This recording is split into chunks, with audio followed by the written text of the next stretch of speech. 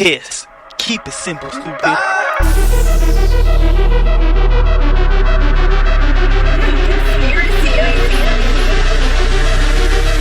Hashtag look it up. Hashtag look it up. Hashtag look it up. What is this? Where am I?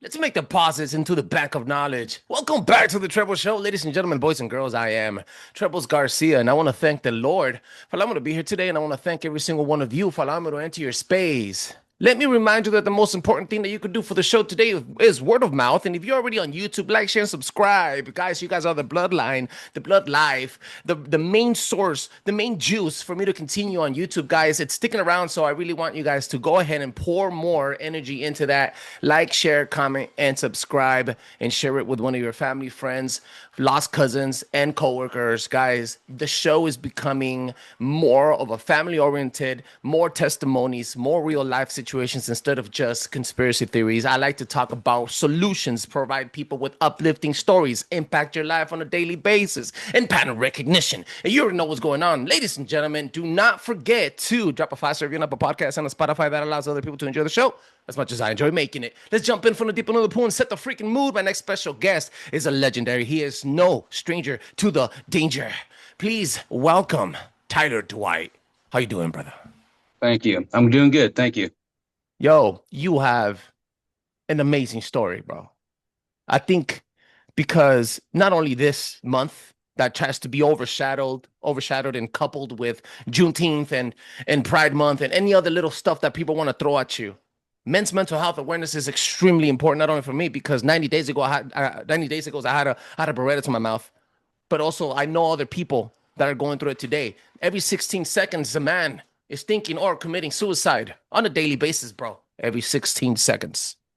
And that goes unnoticed. Do you know what is the most under-celebrated holiday in the U.S. alone? Men's Father's Day, bro.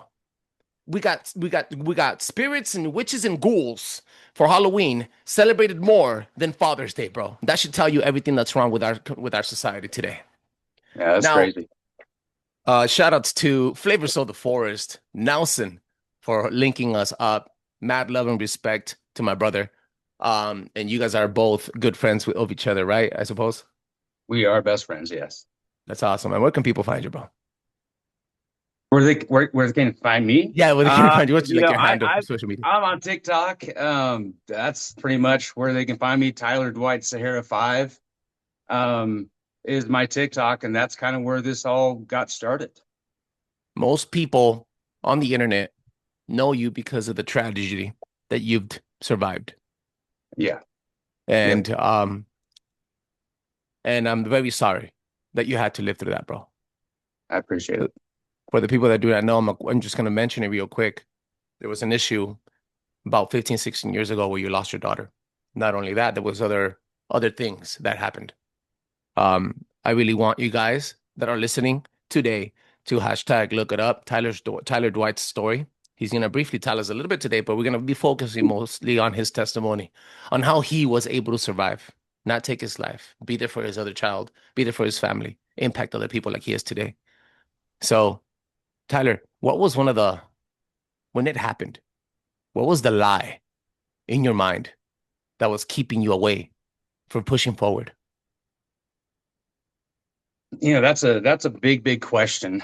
The lie was, it was my fault. I carried the guilt because I had dropped off my kids that evening, and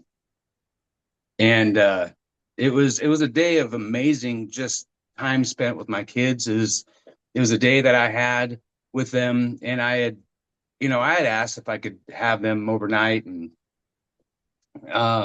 long story short, I dropped them off that night. And wow. In my mind for the last 16 years was the guilt that it was my fault. That as a father, it's my job to protect my kids.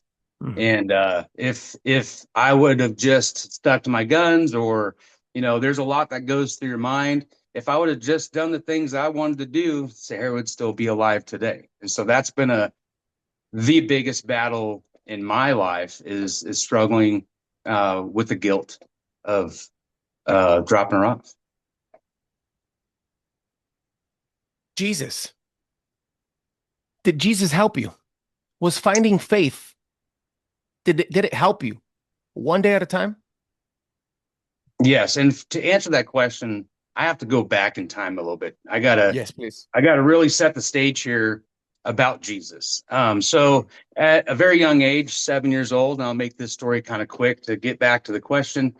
But 7 years old, my brother was 9. We were on the road. We were playing next to the road, and he had gotten hit by a truck in front of me, and about a couple feet away, and he had passed away. And he was my best Oh, friend. God. And so at a very young age, I learned what trauma really meant, of losing somebody very close to you. And so I'm so thankful that both of my parents were a Christian family. We do love the Lord, and being surrounded by people with love and compassion and praying over you at just a very young age, it mattered to me. Moving on in my life as a teenager and into a young adult, I lost my brother through a tragic suicide.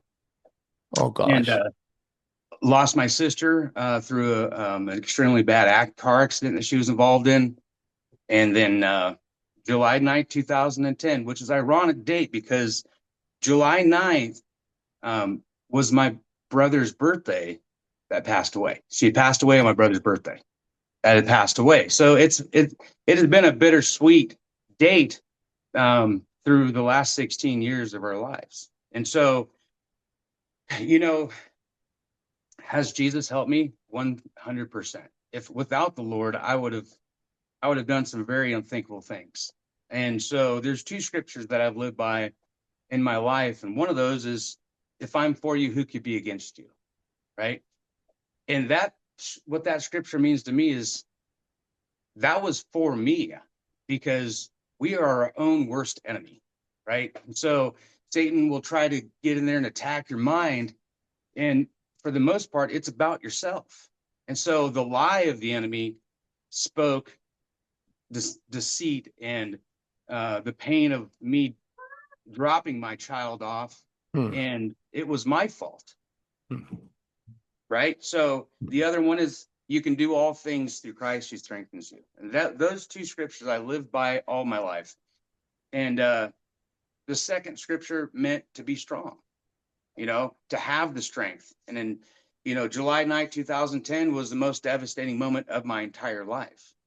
Right? So has Jesus helped? Absolutely. 100%. I'm going to come at you because I've recently, not that it compares, and I'm not comparing it, I swear, but I recently went through an event where somebody was threatening and speaking very negatively towards my 2 beautiful daughters. I got a 15-year-old and I got a 4-year-old. And I think I mentioned this to you on Sunday when we spoke, when I was at church, when you called me, and I kind of told you what this person was texting me. And essentially what they wanted was me to go back into my old ways. Now, I'm Latino, I live in LA, but I've always been I've always been affiliated, bro. Not now because I'm an adult and I'm a grown-ass man and I love my daughters and I'm a man walking with Christ, but when I was younger, I was affiliated. Of course, you run with the wrong packs of people, especially when you're coming up with no father figure, with no mother figure, when you're adopted, etc. Right. So then this person said some very fucked up shit. Sorry if I'm cursing, guys. And if I would have been in my older days, or at least intoxicated, if I would have been 1 beer in, bro, 1 beer in, that's all it takes. I would have probably got the Beretta, walked to his home, and done some unimaginable stuff to his body. And I would have hurt him. I would have lost my train of thought. Then I would have lost my freedom. I would have lost my children, possibly even my life. Yep. And that's how he operates. He whispers things in your head, and he gives you the first initial thought. Listen to this one. He gives you the first initial thought. The first thought is not yours. The first thought is his. It's Satan's. It's the enemy's. You have no control over your first thought, but you do have control over your second thought, and your reaction, your first action. That's what you have control over. You know what I did instead of going back to my days of affiliation? Hmm. Called the sheriffs and I reported it like a good father. You know why? Because if this continues and there's some type of domestic violence in the other side, in the other party's house, which would be my baby mama in this case, then who goes to jail and who takes the kid away? Right? She'll be fighting for custody towards the state and not towards Trebles Garcia. She'll be fighting towards the state while I have my beautiful daughters because I took the right steps, emotionally intelligent, to stay away from trouble, basically. Right? You, my friend, I don't know where, I don't know how you found the wits, bro, to not retaliate. What went through your mind? Yeah. So May 11th is when I got a phone call from Lisa and Rick from my DA's office. Mm. And so we all went in there and met, and it was a pivotal moment of my life because she had told us, and Rick had also told us that he has a very strong case, he meaning Dustin Wallace, to be able to be released. And there's nothing that we can do about it. And so there's a lot of emotion around the table. And I went back home, and I went home alone. And I fell to my knees in a way where I've never felt before. And because I felt completely helpless, right? I mean, there's so many thoughts going through my head and my heart. And I felt completely powerless, helpless, and there was no hope. So I'd wept and I cried for the next 2 days and asking the Lord for his strength. I was like, God, I really need your strength. I need. Mm. And so on May 13th, that's the day that I made the TikTok video. But I was just, again, like mourning, right? And just, Mm. I mean, I was wiping my tears and the snot, and I came back to my feet, and I remember the Lord speaking into my spirit, not my heart, my spirit, saying, Mm. Tyler, I've already given you the strength. Now it's time for you to walk in my strength. And I get chills because that's a life altering moment for me. Because I'll tell you, I'm a man too. I'm just a man. Do I want to retaliate? I do. I did. Right? Absolutely. But that's not what the Lord wanted for me at all. And so he began to speak the strength that was already given to me at such a very young age. And he Mm. goes, even at such a very young age in your life, I've already started to give you that strength. In the last 16 years, I've placed so much strength on your life. Now it's time for you to walk in the strength. And I have Mm. in front of me, I have a gladiator helmet. It's a metal helmet with the horse hair. Mm. I got it a long time ago.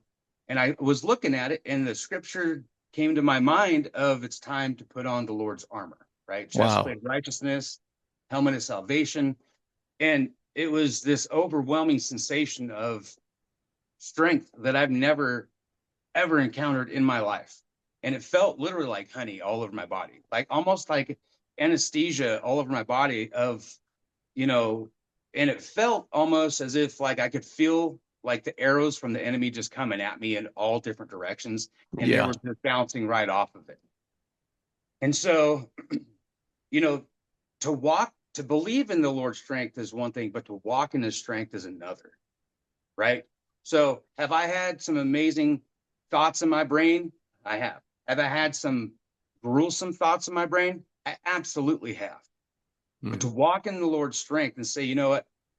He's bigger than this. I'm going to walk in this. And so to hold my daughter to another level of Mm. righteousness and just holding her up, I didn't want to tarnish her name. I I didn't want to. She knew me as a loving father, you Mm. know, outgoing, kind, and I didn't want to tarnish that piece that she knew me to be, Mm. right? So Mm. I had to hold myself to a different level of integrity. I knew Ooh. for a fact that if I would have been out of my mind, I'm telling you right now, I promise you, the outcome wouldn't have been the same. I Yeah. promise you, it would Mm. not have been the same.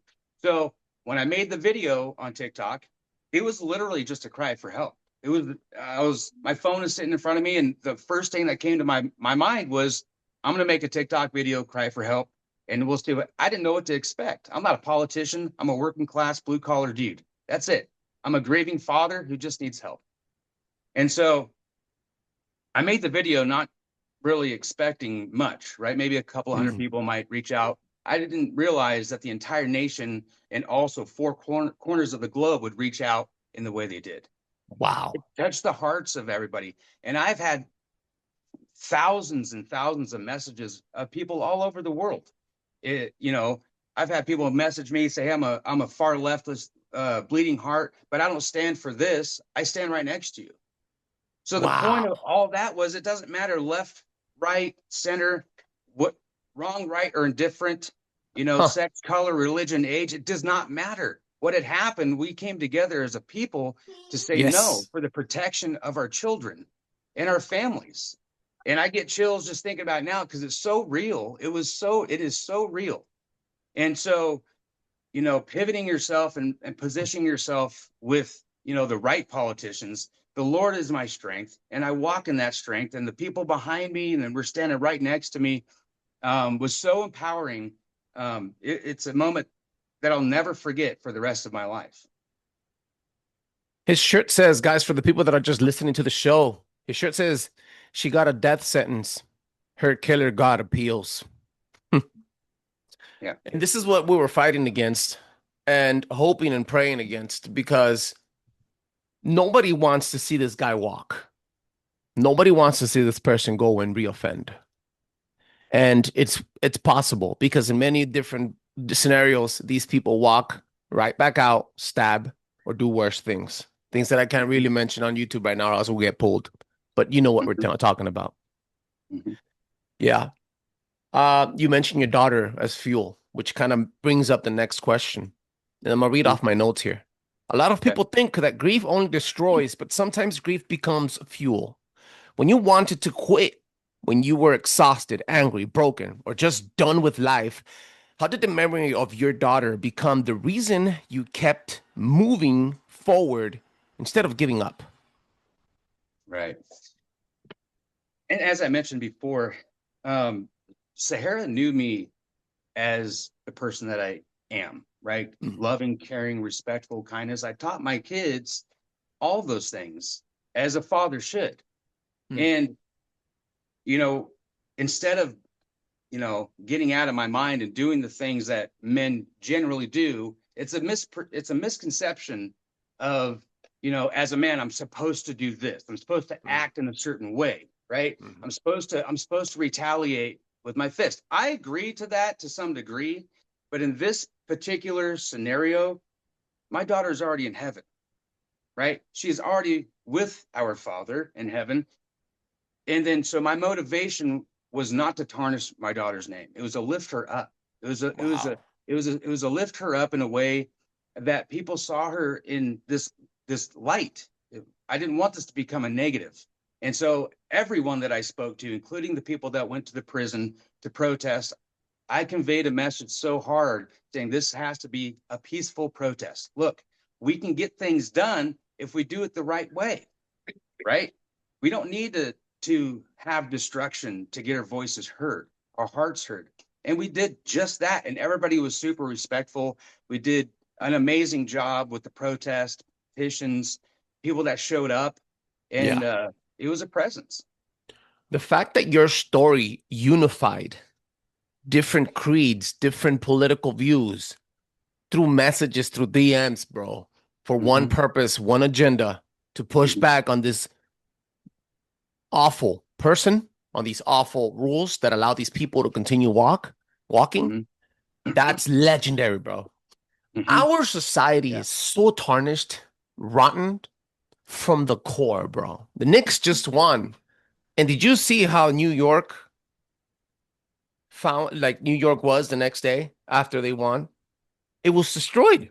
Wait, so you guys are saying that the Knicks haven't won for a while, and this is how you guys celebrate, by destroying public sidewalks, by destroying buses, by burning the same liquor store that your family buys their milk from, by destroying the backbone and the brick and mortar stores that other generations of red-blooded, hardworking Americans built with their own hands, loans that they haven't been able to pay off, et cetera, and et cetera. That's how you guys celebrate. And I find that these times are almost biblical and very hard to get people to look eye to eye, and at least eye to eye, but also work for one object, one agenda, work under to impact others in the same method, to be in one team instead of against each other. And you managed to do that, bro, through your action, through your reaction of the offense. That's massive, bro.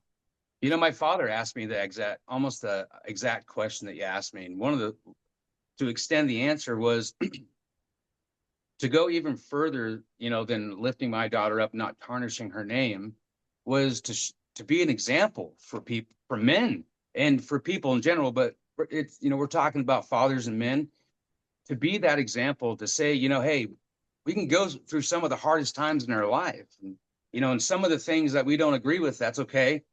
But we can move in a direction where it is positive, where we can be heard rather than, you know, self-destruction or destruction, period. So Absolutely. 15 years, bro, it's not an easy feat. I am, first of all, I want to thank you for your time. And second, I want to tell you how proud you should be of yourself, how proud I am just to watch the story unroll, bro. It's huge because I have a 4-year-old daughter. I have a 15-year-old one, but she's almost out the door. And she speaks very loud for herself now. We did a great job with her. But my next one, you know, if anything ever happens to that magnitude, bro, I don't know what I would do. I don't have the courage. I don't know if I'll be able to tap in. I don't know if I'll be able to have the time to conversate with God the way you did. So your story, your testimony should be one of example to other people, a blueprint to men that are going through issues, small and big, to be able to, you know, recognize that pattern. Like I said, be in charge of the second thought and the first action you take, because that's all we have. You can't control the world. You can't control these politicians. You can't control the people that are going in and out of jail. You could only control where your 2 feet lay. And building new neurological pathways instead of going into your old habits, instead of freaking continue to consume drugs and alcohol that are going to lead you to destructive paths. You should be able to control your second thought and your first action. Yo, tell me more, bro. 15 years, man. I'm sure you had ups and downs with God. Oh, yeah. So getting real, you know, God knows me exactly who I am. You know, he made me a warrior 100%, no problem. Right. So he and I have had conversation, pretty loud, abrasive, because I don't serve a father who's a chicken or very, you know, he's not afraid of me. Right. He just wants me to come to him. And one of the analogies that I have ever told somebody before, and how I feel like the Lord views us, is, you know, take your child, doesn't matter, just take your child. Would you rather have your child be pissed off at you and never talk to you again, or be pissed off at you and yell at you? I would much rather have my child yell at me and come to me, and that way we can talk about it. I can give my child a hug. And that's exactly, for the last, you know, 16 years, that's been the conversations with the Lord, and he's not afraid of it. I can be real with the Lord. He says, come as you are, right? That's what he says. Come as you are, just like you are. He's not afraid. And, wow, you know, that day that he said, I've already given you the strength. Oh man, that was the life-changing moment. And a couple things to recognize there. One, to believe and walk in the strength. And two, he never left my side. He was working in the background when I didn't even know that he was, even when I raised my fist at him and I was pissed off for years. Yeah. So he's still a loving father behind us, even if we're mad, right? He just wants us to have that relationship with him. And I have all my life. That doesn't go without saying I didn't have emotion, or I wasn't angry, or I, you know, didn't have some bad thoughts. But just like you're saying, Satan will create that bad thought. It's our option what we do with the second thought and our action after that. That's huge. It's huge. You do have more power than you think. We do. And as men, we need to profess, provide, and protect. And we could lose sight. We could lose sight. We could lose focus very, very fast. Because in the world that we live in, we're trained not to recognize patterns. In the world that we live in, we're trained to not cry, to hold it in, to shut up and continue work, go to work and die, to just, that you're basically the freaking mule. And that's what they want you to do. They want you to think. And that is what they've always engraved in your mind, that you are nothing special, that everybody before you, and that you need to put yourself last. It's okay. Sometimes, bro, all you need is to belong. Do you understand? I could count 2 physical people that I can call right now that if I asked them, hey, bro, bring a shovel, they won't ask me for what. They'll just bring the shovel. I got 2 people. And that's all you need, bro. That is all you need to start a revolution, bro. 2 down-ass mother truckers, bro. All right? But at that moment, bro, I didn't want communication with anybody. God sent an army of people to pray, to fast, to call me in the middle of the night, to answer my early calls and my late night calls, to walk me off the plank, to tell me stop drinking about alcohol and go back home, get behind the mic and express yourself. Because that's what people need. They need to belong. They need to have brotherhood. Yeah. They need to have Jesus. Right. Yes. And I think your story encompasses the entire thing. I'm sorry if I didn't ask this, but you have another child, I heard. You mentioned another kid. Yeah. Yeah. My son, he'll be 18 in a few days. Wow. Yeah. Well, happy birthday to your son. I hope all his dreams come true. Yes. Yeah. So he helped you also. I assume that him being present also made you. More than he will ever know. Yeah. So, yes. How do you deal with questions? Like with him? Like if he asks you, like, hey, man, what could you make different, Dad? Today, I answer those questions blunt. Obviously, my son has spent all his life with me. And I held 95% of this information up until 4 weeks ago. Right? Wow. He's had questions.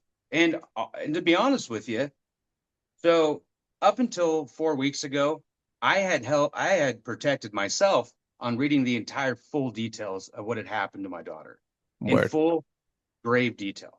So, and the reason why I read those is because I didn't want to be shaken when I sat in front of Dustin Wallace in a little tiny room, having the questions being penetrated to him.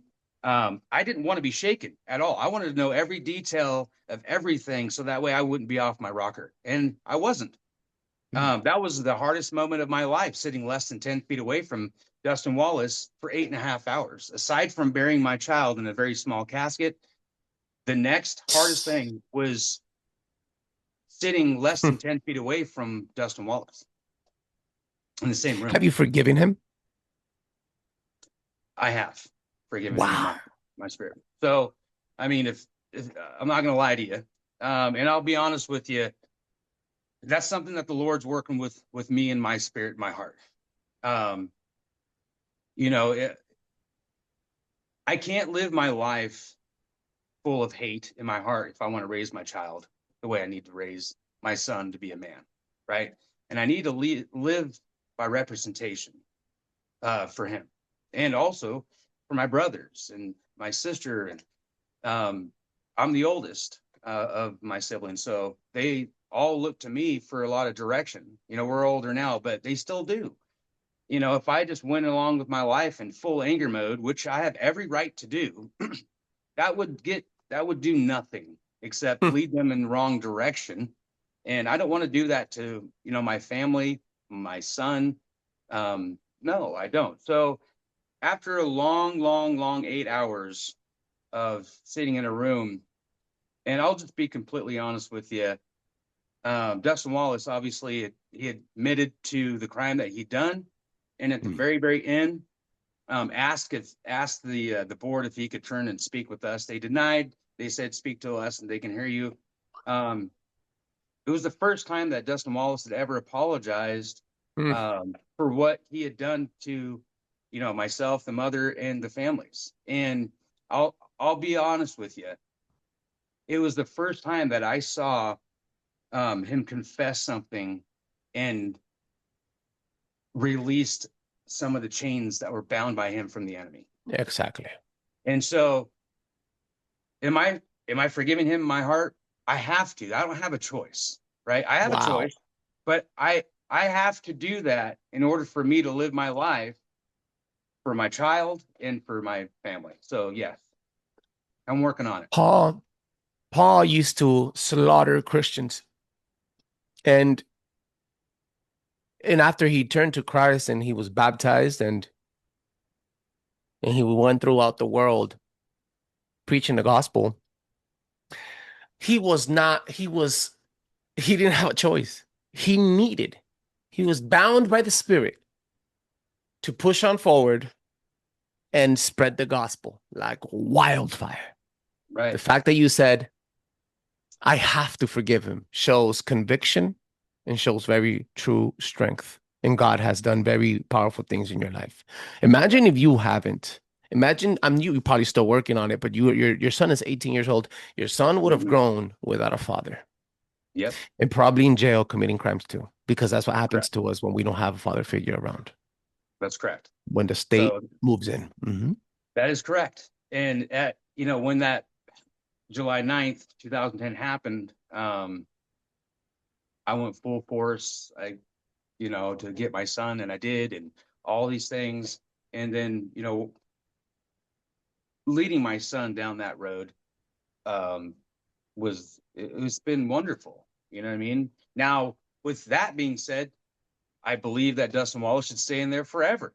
And the Lord says, vengeance is mine, right? We can't take and that's for a reason, and it also talks in the Bible about forgiveness, 70 times 7, and all these things where if I'm going to live my life the way that I need to live my life, I have to do certain things. Now I'm working on it, right?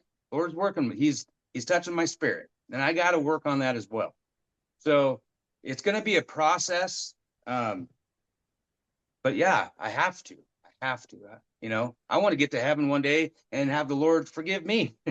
I'm sorry. I want that. Sorry for your brother also, man. I'm sorry that you had to endure and survive thanks. so much pain in your life, bro. Yeah, appreciate that. So I have two last leading questions. Okay. The second one is, well, you already gave me your favorite Bible verses, so I'm gonna knock that one out. But for the men that are going through horrible times right now, or the men that haven't spoken enough, the men thinking about suicide, or the men thinking about retaliation, the men that are in the same position, that were in the same position, or are going to be, what's your advice? My advice for all the brothers out there that are going through some horrible things in their life, their mind, my advice to you is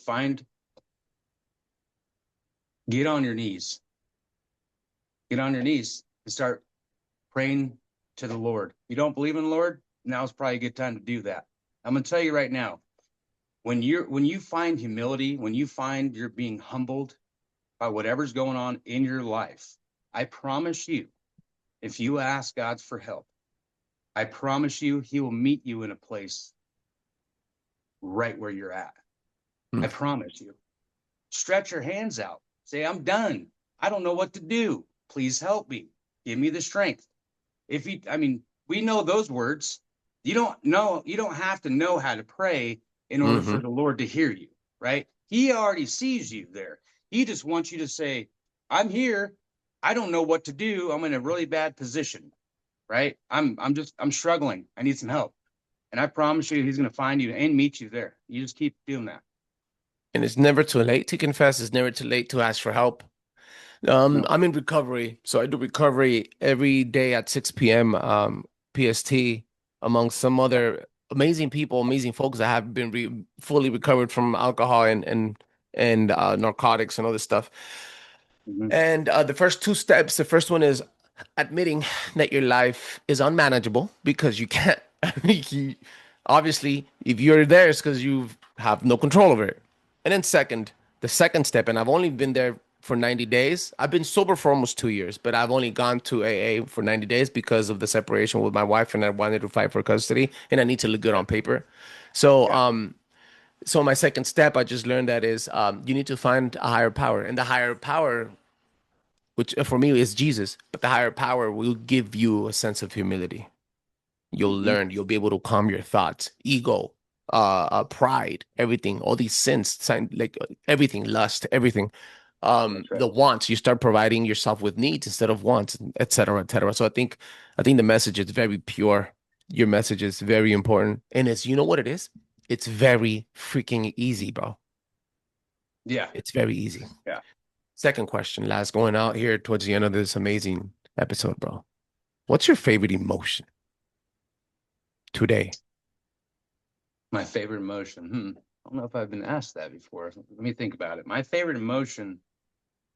Um,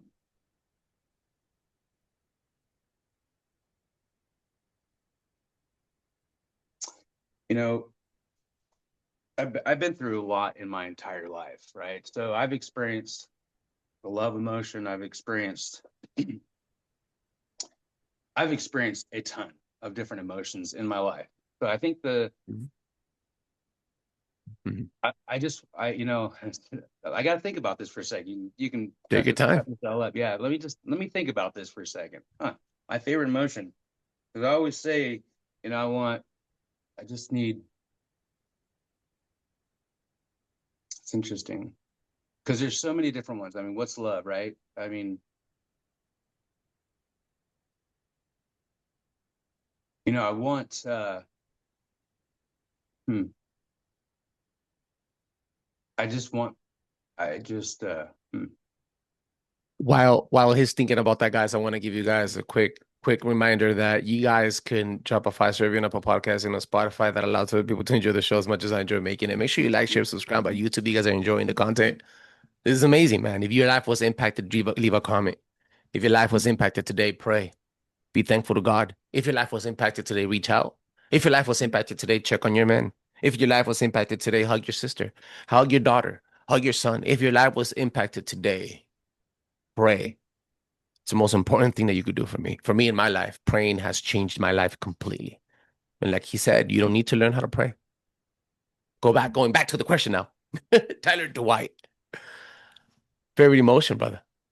It's my favorite emotion's got to be. I mean, it's love. It has to be love. The Lord has shown me so much love and grace and mercy in my life. I'm not perfect by any means, way, shape, or form, but I'm telling you, it's love, grace, emotion. Um, it's all these tied into one. It has to be for me. It's being compassionate. I don't know. I can't honestly tell you if I don't have a favorite one. I know that it's a mix of all that have combed my life in the way it is now.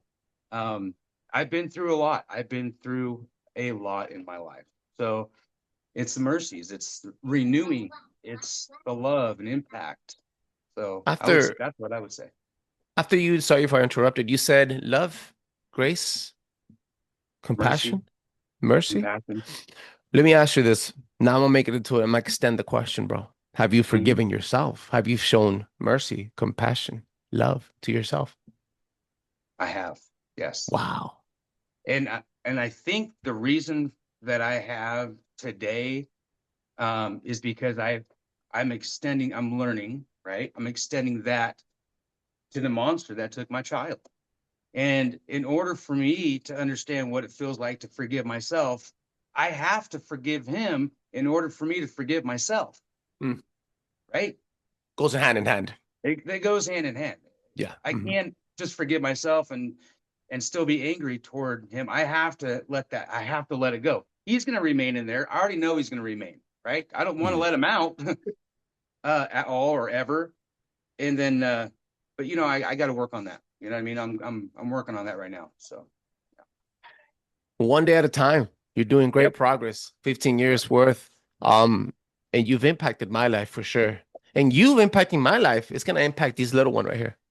that's great. She's Yeah, playing dolls right now and going crazy already. I yeah, I planned that's it good. perfectly 30 minutes and then she's already getting loud. So I could understand. Yeah. And then my 14-year-old that's talking to me about her personal problems and love life and coming to me instead of her mom for personal woman stuff. Like this is huge. And then Huge. and then the people that are listening on YouTube and Apple Podcasts and Spotify, the people that are like, damn, dude, let me see who Tyler Dwight is. And they're gonna go and Google your name and they're gonna see what happened. Because every single outlet, when I Googled your name, only talks about what happened to your daughter. And even though it's harsh and it's messed up and nobody wants to, and I wouldn't wish that upon my worst enemy. But Right. nobody asks you, how the hell did you put yourself together after that and were able to manage to be a father next day for your brand new 18-year-old son now? Because you were able to stay alone in the dark and then still be able to confess and then provide, profess, and protect. Provide for your kid, man. Correct. So congratulations on your growth. Congratulations on the amazingness that you bring to earth. You're an amazing father, an amazing dude, bro. Red-blooded patriot American, bro. And I'm very proud to call you my brother. And this is an open door policy for you. Whenever you want to come back on the show and let it out, you can count on me. You coming down to my little humble show, bro. I don't care about the numbers, bro. I do this for sport. I do this because it keeps me sane. And I've managed to rub elbows with great people, not only because I'm great at what I do, but first of all, because Jesus has allowed me to move in grace, with compassion, with kindness, with perseverance, resilience. No matter how dark I feel at times, he's always there walking next to me, like he walked with you for the last 15 years. That's amazing. Ladies and gentlemen, boys and girls, that's Tyler Dwight. Make sure you check him out on all social media platforms, guys. I'm gonna leave the link. The link to his social media is on the description of the show. Ladies and gentlemen, boys and girls, drop a 5-star review on Apple Podcast and on Spotify because that allows other people to enjoy the show as much as I enjoy making it. And like I like to say at the end of these shows, stay humble, but don't you dare stay invisible. Peace. Woo! Bro, that was blew it out of the water, man.